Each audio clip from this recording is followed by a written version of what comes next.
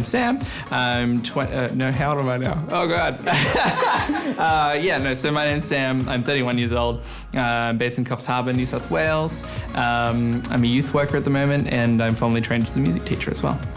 I genuinely have way too many hobbies. Definitely one of the fun things with ADHD. You get bored, you start a new one, or you start getting good at one, so you start a new one. But I really like gardening. I love martial arts, and I play a lot of video games. Love playing music as well. Obviously, I've played piano for about 26 years, so I definitely need to put that one on the list, I think. It's important to include.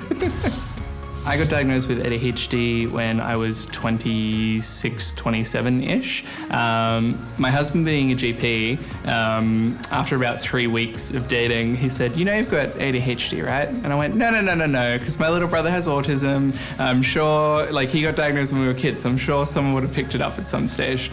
And he kind of went, yeah, okay. And it wasn't until I worked in a job where I didn't have a lot of supervision, so I had a lot of time on my own, and all of a sudden I was really finding it hard to focus on things because I didn't have a lot of deadlines and a lot of pressure. And I came home one day and said, "Babe, I think I might have ADHD." And he went, "Oh, really?"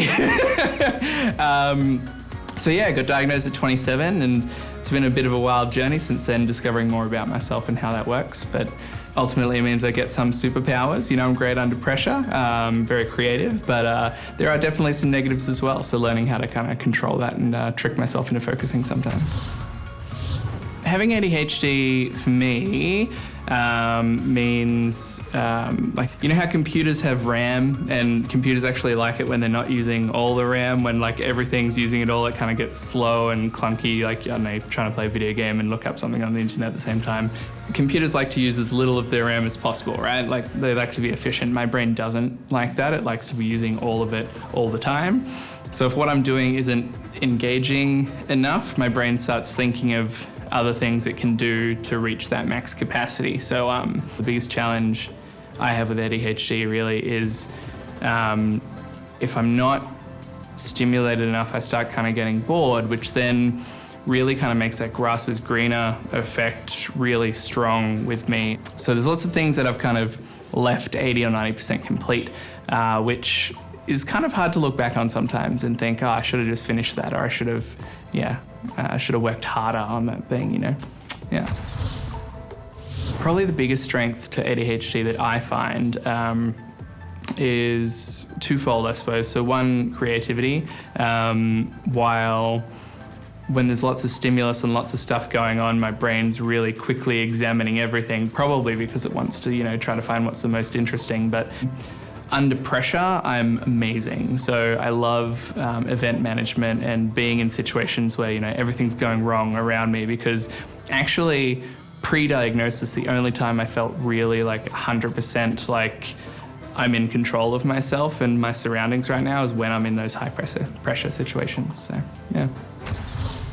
A lot of people just assume that ADHD is that wild, hyperactive lack of self-control, but actually probably the bigger part of it for most people with ADHD is that inattentiveness, that their brain is wandering while they're thinking of other things. And I think that comes from a number of things, but being in a society where you are expected to just be able to sit still and listen to things. So how do you cope with that when you really don't want to be there? You imagine something else, you live out a whole fantasy in your head while the rest of the world revolves around you.